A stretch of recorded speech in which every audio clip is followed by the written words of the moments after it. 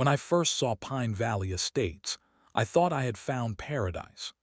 Row after row of pristine houses with perfect lawns, tree-lined streets where children could play safely, and an HOA that promised to maintain the kind of community values that would give my son Tommy the childhood he deserved.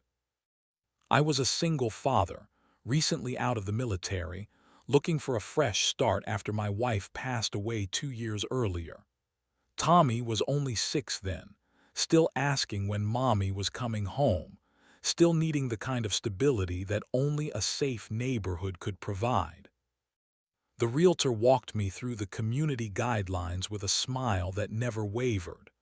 Grass must be cut weekly. Garbage cans returned within 4 hours of pickup. No unauthorized modifications to exterior paint or landscaping. It all seemed reasonable, the kind of rules that kept property values high and neighbors happy.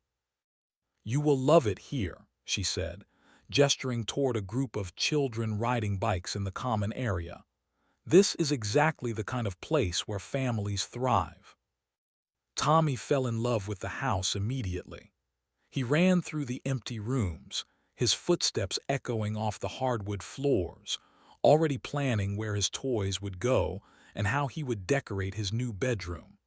When he saw the bike path that wound through the neighborhood, his eyes lit up like Christmas morning. "Can I ride my bike here every day, Dad?" he asked, his small hand gripping mine with the kind of hope that makes every sacrifice worthwhile. "Every single day, buddy," I promised him, and I meant it. We moved in on a sunny Saturday in March. The neighbors were welcoming, bringing casseroles and offering to help with boxes. Mrs. Peterson from next door brought homemade cookies and told me about the weekend block parties. Mr. and Mrs. Davis across the street invited us to their backyard barbecue the following weekend. Everything felt perfect, too perfect as it turned out. I first noticed Karen Mitchell during our second week in the neighborhood. She was measuring something with a ruler along the Davis family's fence line, her silver hair pulled back in a tight bun that seemed to stretch her face into a permanent expression of disapproval. "She is just making sure everyone follows the rules," Mrs. Peterson explained when I asked about the woman with the measuring tape. "Karen has been on the HOA board for 15 years. She keeps the neighborhood standards high." The way Mrs. Peterson said it, with just a hint of nervousness in her voice, should have been my first warning. But I was still operating under the assumption that HOA board members were reasonable people who wanted the same things I wanted: a safe, clean neighborhood where families could flourish. I was wrong. My first direct encounter with Karen came 3 weeks after we moved in. Tommy was playing in our front yard, building a fort out of cardboard boxes I had saved from the move. It was Saturday afternoon. The sun was shining, and my son was doing exactly what 8-year-old boys should be doing, using his imagination to create adventures. Karen appeared at our property line like a storm cloud, materializing out of clear sky. "Excuse me," she said, her voice carrying the authority of someone accustomed to immediate compliance. "Those boxes are creating an eyesore that violates Section 4.2 of the Community Guidelines." I looked at the harmless cardboard boxes, then at my son who had frozen mid-play, sensing the tension in the air. "They are just temporary," I explained, forcing a smile. "We will clean them up before dark." Karen pulled out a small notebook and wrote something down with quick, aggressive strokes of her pen. "The guidelines do not specify temporary exceptions," she said without looking up. "I will need them removed within 1 hour, or I will be forced to issue a formal violation." She walked away without another word, leaving Tommy and me staring after her in confusion. "Is the mean lady mad at us, Dad?" Tommy asked, his voice small and uncertain. "No, buddy," I said, gathering up the boxes. She just takes the rules very seriously. But even as I said it, I knew something was wrong. The way Karen had looked at Tommy, the cold calculation in her eyes, the satisfaction she seemed to derive from disrupting our simple Saturday afternoon fun. This was not about community standards. This was about power, and Karen Mitchell had just marked my family as her next target. The violations started small, almost petty in their precision. A notice about our garbage can being 3 inches too far from the curb. A citation for Tommy's bike being parked in our driveway instead of inside the garage. A formal complaint about the way I had positioned our patio furniture. Each violation came with Karen's signature at the bottom, written in the same aggressive script I had seen that first day. Each one required a written response within 5 business days. Each one carried the threat of escalating fines if not addressed immediately. I tried to handle it professionally.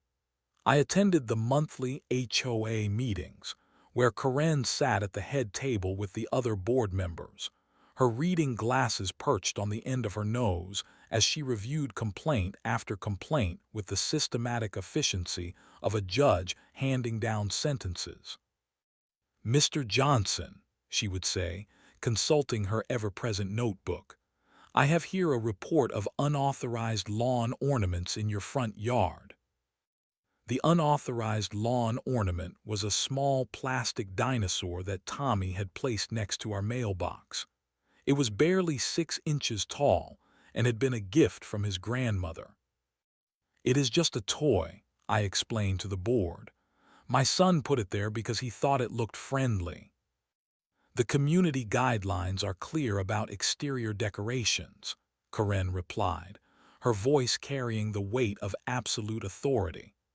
"All lawn ornaments must be approved by the Architectural Review Committee before installation." I looked around the room at the other homeowners, hoping to see some sign of support, some indication that someone else thought this was unreasonable. Instead, I saw carefully blank faces and eyes that avoided meeting mine. After the meeting, Mrs. Peterson approached me in the parking lot. "You should probably just follow her rules," she said quietly, glancing around to make sure Karen was not within earshot. "It is easier that way." "Easier than what?" I asked. Mrs. Peterson looked uncomfortable, as if she had already said too much. "The Hendersons used to live in your house before you," she said finally. "They had 3 children. Karen did not like the noise they made playing outside." "What happened to them?" "They moved away last year, after the daily violations became too expensive to fight." The full scope of Karen's operation began to reveal itself over the following weeks. She had cameras positioned to monitor multiple properties, timing devices to track garbage collection schedules, and measuring tools to ensure precise compliance with every obscure regulation in the community guidelines. But more disturbing was the pattern I began to notice. Karen focused most of her attention on families with children. Young couples without kids seemed to escape her scrutiny entirely, while families like mine found themselves buried under an avalanche of petty violations and harassment. Tommy started asking questions I did not know how to answer. "Why does that lady hate us, Dad?" he asked one evening after Karen had spent 20 minutes measuring the height of our grass with a ruler. "She does not hate us, buddy," I said, though the words felt hollow even as I spoke them. "She just wants everyone to follow the same rules." "But none of the other kids have to put their bikes in the garage," Tommy pointed out with the kind of logic that only children possess. "Bobby Peterson leaves his scooter on the porch all the time." He was right. I had started paying attention to the other houses on our street, and the enforcement was clearly selective. Karen had chosen our family for special attention, and I was beginning to understand why. I had made a mistake during our first encounter. I had questioned her authority, challenged her power, showed Tommy that adults did not have to automatically comply with unreasonable demands. In Karen's world, that made me dangerous. My military training had taught me to recognize the difference between legitimate authority and power-hungry bullies. Karen Mitchell was definitely the latter. The tipping point came during a rainy Thursday afternoon when Tommy was playing quietly in our backyard. I was working from home, occasionally glancing out the window to check on him as he built mud castles and raced his toy cars through puddles. Karen appeared at our back fence, camera in hand, photographing Tommy's innocent play. "Excuse me," I called out, stepping onto the patio. "What are you doing?" "Documenting violations of noise ordinances and yard maintenance standards," she replied without lowering the camera. "He is playing in our own backyard," I said, my voice rising despite my efforts to stay calm. "Unsupervised children creating disturbances and property damage," Karen said, continuing to take photos. "This will require a formal report." Tommy had stopped playing and was staring at Karen, with the kind of fear that no child should have to experience in their own yard. That night, I made a decision that would change everything. I was going to fight back. I started documenting Karen's behavior, installing security cameras around our property, and researching the legal limits of HOA authority.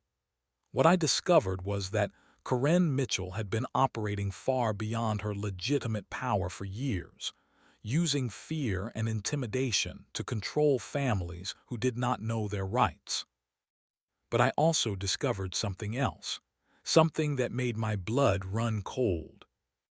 Karen Mitchell owned firearms, multiple firearms according to public records, and she had been making increasingly threatening comments about what happened to families who refused to comply with her demands. The woman who was stalking my 8-year-old son was armed and becoming more unhinged with each passing day. I had no idea how right I was. The photography started in earnest during the third week of May. Karen would position herself at various points around the neighborhood, always with a clear view of our property, documenting every moment of Tommy's outdoor activities. She photographed him riding his bike. She photographed him playing catch with me in the front yard. She even photographed him walking to the school bus stop, as if an 8-year-old child walking to school was somehow a violation of community standards. The sound of her camera shutter became the soundtrack of our daily lives. Click, click, click. Each photo another piece of evidence in whatever case she was building against us. Tommy started looking over his shoulder whenever he played outside. The carefree child who had fallen in love with our neighborhood was disappearing, replaced by a nervous boy who jumped at sudden sounds and asked constant questions about why the mean lady was always watching us. "Can we move back to our old apartment, Dad?" he asked one evening as I tucked him into bed. "I do not like it here anymore." The question broke my heart because I knew exactly what he meant. Our dream home had become a prison, and my son was serving a sentence for the crime of being a child. I installed more security cameras, hoping to document Karen's harassment clearly enough to present a compelling case to the police or the HOA board. What I discovered instead was far worse than I had imagined. Karen was not just photographing Tommy. She was following him. The security footage showed her walking behind him as he rode his bike, maintaining a distance that might seem casual to anyone not paying attention. She timed her gardening activities to coincide with his outdoor play. She positioned herself to have clear sight lines to our backyard whenever he was outside. The woman was stalking my child, and she was doing it with the systematic patience of a predator. I called the police. The responding officer was polite but ultimately unhelpful. Taking photographs in public areas is not illegal, he explained, and she is not technically on your property. Without a direct threat or physical contact, there is not much we can do. She is stalking my 8-year-old son, I said, showing him the footage on my phone. I understand your concern, sir, but documenting HOA violations is within her authority as a board member. My advice would be to work it out through your community association. Work it out through the community association.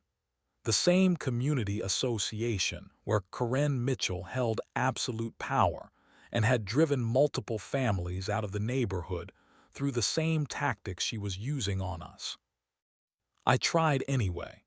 I presented my evidence to the HOA board during the next monthly meeting, requesting that Karen be removed from her position for harassment and abuse of power. The response was exactly what I expected.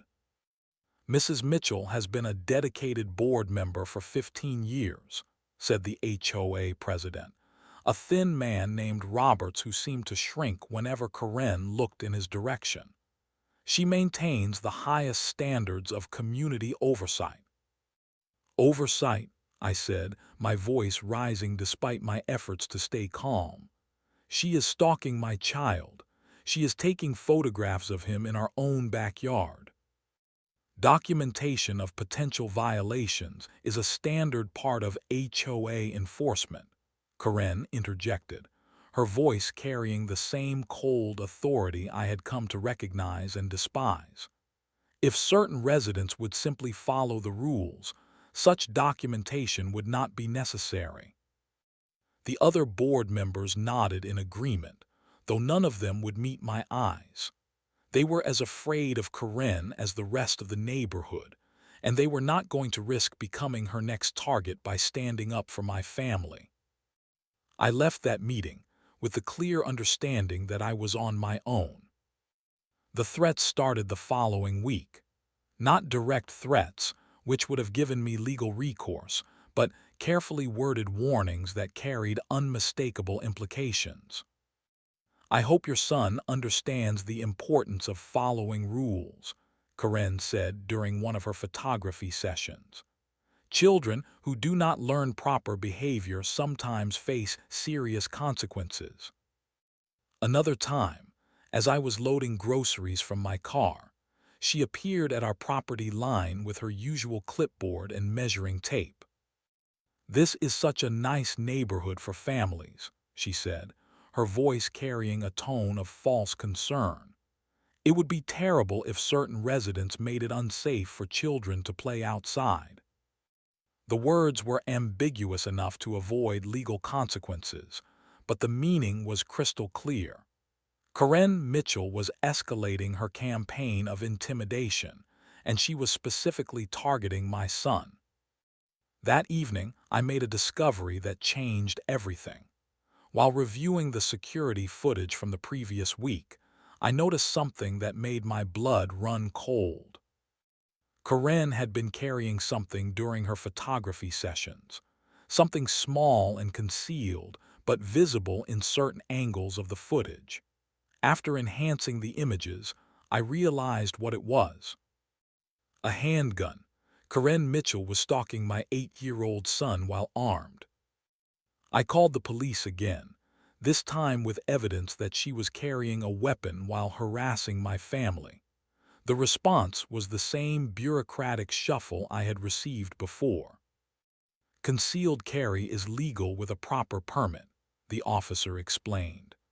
"Unless she makes a direct threat or displays the weapon in a threatening manner, there is no violation of law." I hung up the phone with a growing sense of dread. Karen Mitchell was armed, unhinged, and operating with complete impunity. She had driven other families out of the neighborhood through harassment and intimidation, and now she was escalating her tactics against us. Tommy had stopped playing outside entirely. He would peer through the curtains at the other children riding their bikes and playing in the common areas, but he refused to join them. "She is always watching," he explained when I encouraged him to go outside.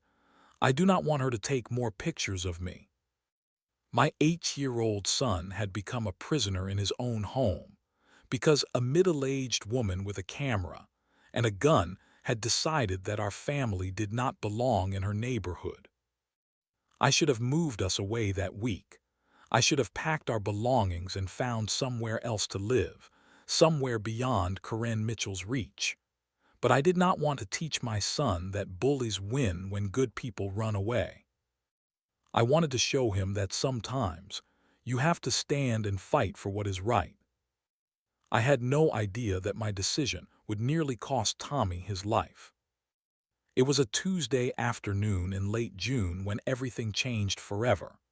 Tommy had been inside for 3 days straight, staring out the window at his unused bicycle while other children played in the sunshine.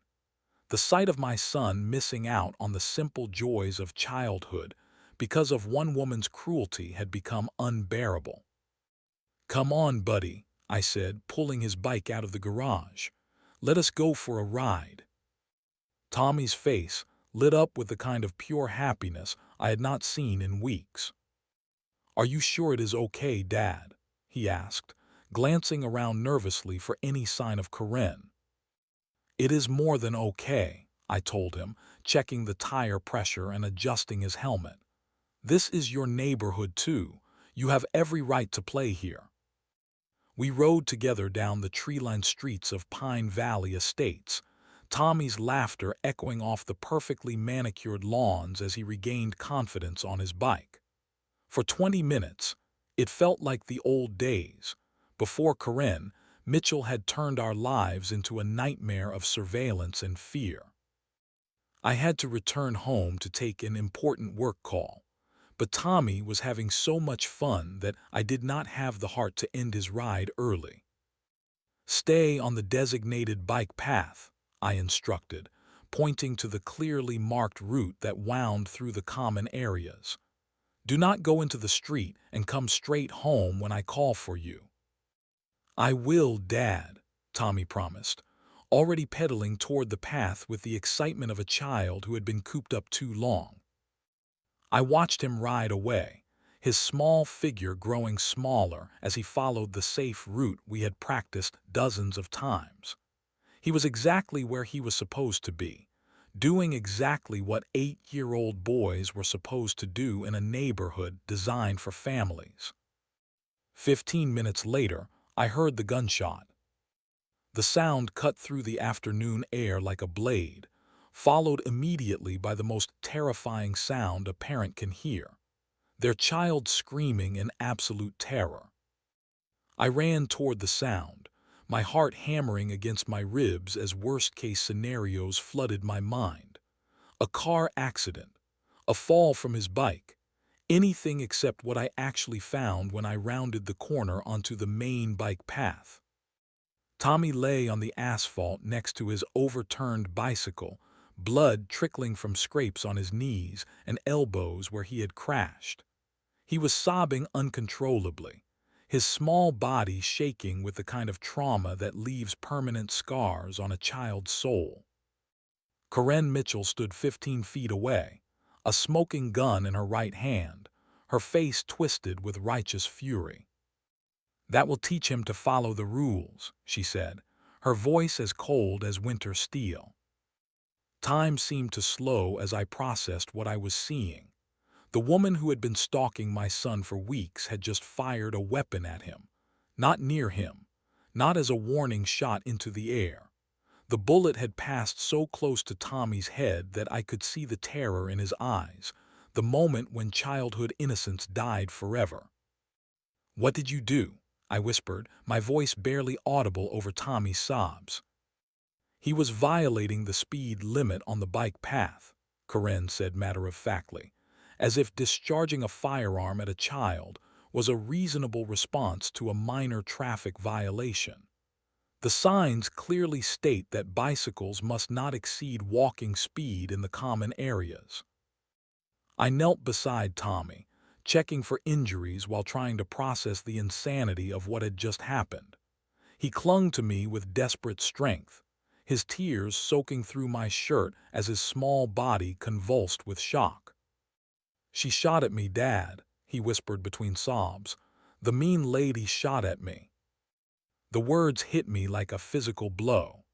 My innocent 8-year-old son, who still believed in Santa Claus and thought the worst thing in the world was having to eat vegetables, had just experienced the kind of trauma that destroys lives. I looked up at Karen, who was calmly returning the gun to her purse as if she had just used it to open a stubborn jar of pickles. "You fired a weapon at my child," I said, my voice deadly quiet. "I fired a warning shot to stop his reckless behavior," she corrected. "He was endangering other residents with his unsafe riding practices." There were no other residents in sight. The bike path was empty except for my terrified son, his crashed bicycle, and the woman who had just tried to kill him over a neighborhood rule. "He is 8 years old," I said, standing slowly, every instinct screaming at me to tear her apart with my bare hands. "Old enough to learn consequences for his actions," Karen replied. "Maybe now he will think twice before breaking the rules." The casual cruelty of her words, the complete lack of remorse for terrorizing a child, the satisfied smile playing at the corners of her mouth as she watched Tommy cry. Everything about this moment crystallized into perfect clarity. Karen Mitchell was not just a neighborhood bully. She was a dangerous sociopath who had just committed a violent crime against my son, and she felt completely justified in her actions. My military training kicked in, the same cold assessment of threats that had kept me alive in combat zones. Karen still had the weapon. She had just demonstrated her willingness to use it against children. She showed no remorse and no indication that she would not escalate further. Every civilized response had failed. The police had dismissed my concerns. The HOA had protected her. The legal system had offered no relief. And now she had crossed the ultimate line by threatening my child's life. Tommy's sobs were getting quieter, but I could see the damage in his eyes. The carefree boy who had loved riding his bike was gone, replaced by a traumatized child who would probably never feel safe in his own neighborhood again. Karen Mitchell had stolen my son's childhood with a single gunshot, and she was standing there smiling about it. That was the moment when my decision crystallized. The system had failed to protect my family, so I would protect them myself. Karen Mitchell wanted to see what happened when someone refused to back down from her threats. She was about to find out. I took a step toward her, and for the first time since I had known her, I saw uncertainty flicker across Karen's face. She had spent so long intimidating people who were afraid to fight back that she had forgotten what it felt like to face someone who was not afraid of her. "Get away from my son," I said quietly. Karen's hand moved toward her purse, toward the weapon she had just used to terrorize my child. That was her second mistake of the day. Her first had been firing that gun. Karen's hand was still reaching for her purse when I moved. 20 years of military training compressed into a single moment of controlled violence as I closed the distance between us faster than her mind could process. Her fingers had barely touched the purse strap when my hand clamped around her wrist with the precision of a steel trap. The weapon that had terrorized my son seconds earlier became her greatest vulnerability as I used her own momentum against her, spinning her around and pinning her arm behind her back with the kind of efficiency that comes from muscle memory and rage. "Do not move," I said quietly, my voice carrying the authority of someone who had disarmed actual enemies in actual combat zones. Do not speak. Do not even breathe loudly. Karen tried to struggle, but she was discovering the difference between intimidating suburban families and facing someone who had been trained to neutralize threats with lethal force.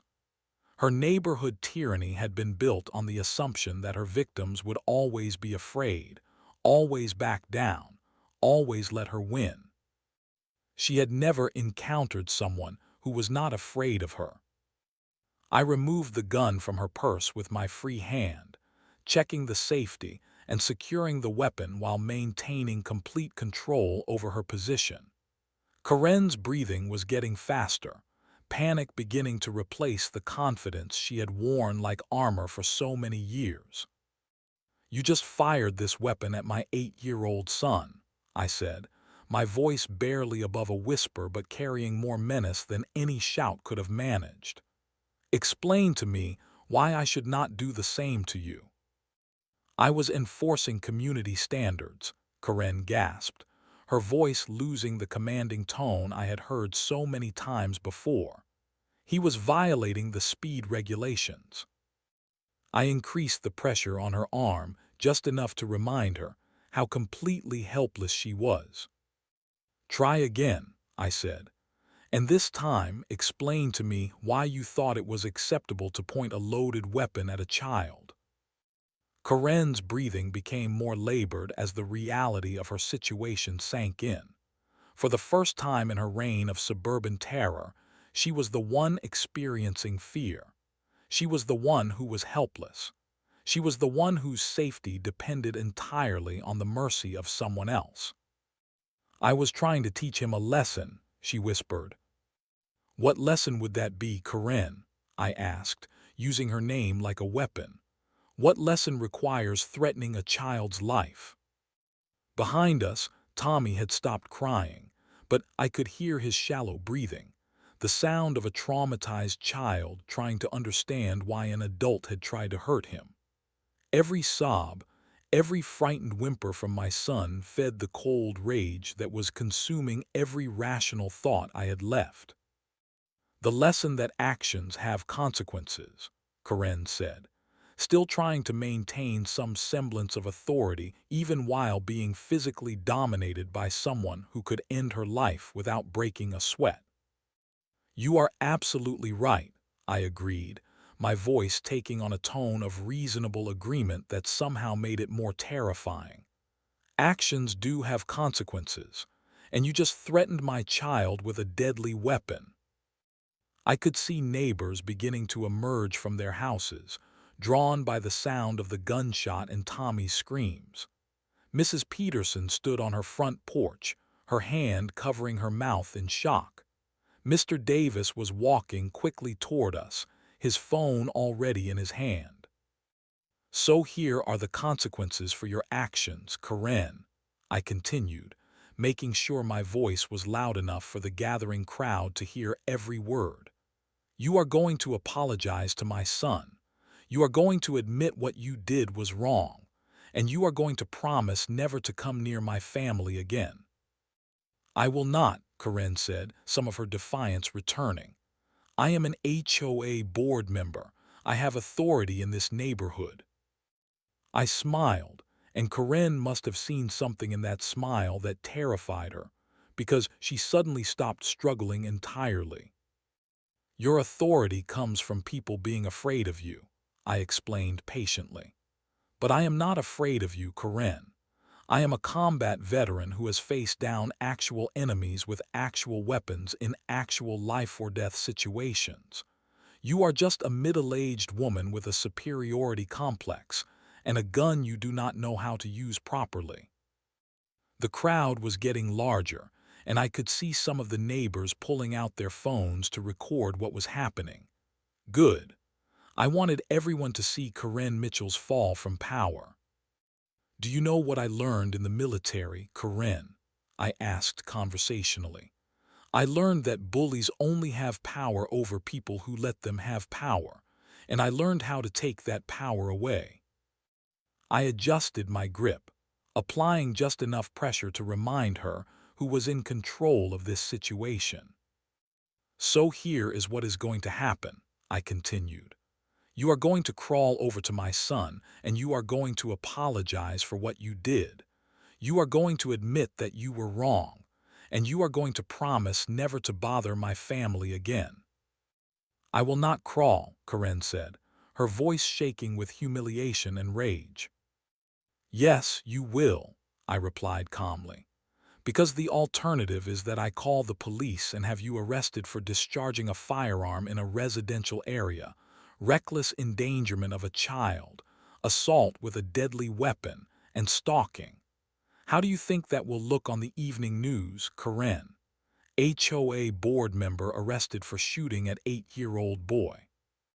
I could see the calculation in her eyes as she weighed her options. She was beginning to understand that her reign of terror was over, that she had finally pushed too far and targeted the wrong family. "The choice is yours," I said. "Apologize to my son, or spend the next several years explaining to a judge why you thought it was acceptable to fire a weapon at a child." Karen's resistance crumbled like a house of cards in a hurricane. The woman who had terrorized families for years was about to discover what true humiliation felt like. And every second of it was going to be recorded for the entire neighborhood to see. I released Karen's arm and stepped back, keeping the confiscated weapon safely out of her reach while maintaining a position that would allow me to stop any attempt at escape or further violence. She stood there for a moment, rubbing her wrist and looking around at the growing crowd of neighbors who had emerged to witness her spectacular fall from grace. "Well," I said, my voice carrying the kind of quiet authority that brooks no argument, "I am waiting for that apology." Karen looked at the faces surrounding us, searching for any sign of support, any indication that someone would intervene on her behalf. Instead, she saw the same neighbors she had terrorized for years, all of them watching with the fascination of people witnessing the collapse of a tyrant. Mrs. Peterson had her phone out, recording everything. Mr. Davis was nodding approvingly at something his wife was whispering in his ear. Even the teenagers from the corner house had gathered to watch Karen Mitchell's humiliation. "I said crawl," I repeated when she continued to hesitate. "Get on your hands and knees, crawl over to my son, and apologize for what you did." "This is ridiculous," Karen said, but her voice lacked the commanding tone she had used for so many years. "I am not going to debase myself for the entertainment of these people." "These people," I said, gesturing to the crowd, "are your neighbors. The same neighbors you have been bullying and intimidating for years. They deserve to see justice served." I took a step closer to Karen, close enough that only she could hear my next words. "You have two choices," I said quietly. "You can apologize to my son like a human being with a functioning conscience, or I can make sure everyone in this neighborhood knows exactly what kind of person you really are. The police will be here soon, and when they arrive, they are going to find a woman who discharged a firearm at a child. How do you think that story ends for you?" Karen's face went pale as the full implications of her situation became clear. She had spent so many years wielding power over others that she had forgotten what it felt like to be powerless. Slowly, reluctantly, she dropped to her knees on the asphalt. The crowd fell silent as Karen Mitchell, the neighborhood tyrant who had driven families from their homes and turned Pine Valley estates into her personal kingdom of fear, began crawling across the pavement toward my terrified son. Each movement was a revelation. Her perfectly styled hair fell across her face. Her expensive clothes collected dust and debris from the street. Her carefully maintained image of authority and respectability crumbled with every inch she crawled. Tommy watched her approach with the wide eyes of a child trying to process something beyond his understanding. He pressed closer to me, still shaking from the trauma of having a gun fired at him, but fascinated despite himself by the sight of his tormentor reduced to such a state. Karen reached Tommy and looked up at him from her position on the ground. For the first time since I had known her, she looked like what she actually was. A frightened, pathetic woman who had built her entire identity around intimidating people weaker than herself. "I am sorry," she said, the words barely audible. "Louder," I instructed. "Make sure everyone can hear you." Karen's voice shook as she repeated the words at a volume that carried across the gathered crowd. "I am sorry for what I did. I was wrong to fire the gun. I was wrong to scare you." Tommy looked up at me with confusion and uncertainty. He was too young to fully understand the significance of what was happening, but old enough to recognize that the woman who had terrorized him was now begging for his forgiveness. "It is okay," Tommy said quietly, his natural kindness overriding his fear. "Just please do not be mean to us anymore." The simple innocence of his response seemed to break something in Karen. Tears started streaming down her face as she realized the full extent of what she had done. She had pointed a weapon at a child, whose only crime was riding his bicycle too fast. She had terrorized a family for months over imaginary violations of arbitrary rules. She had turned her position of trust into a weapon of oppression. "I promise," she whispered, "I promise I will leave you alone." The sound of sirens grew louder as police cars approached Pine Valley Estates. Someone had called 911 after the gunshot, and Karen's troubles were just beginning. "Stand up," I told her. "Put your hands behind your head and wait for the police." Karen struggled to her feet, her legs shaking from the combination of physical exertion and emotional collapse. The woman who had wielded absolute power over our neighborhood stood there covered in dust and tears, waiting to be arrested for the very crimes she had spent years committing with impunity.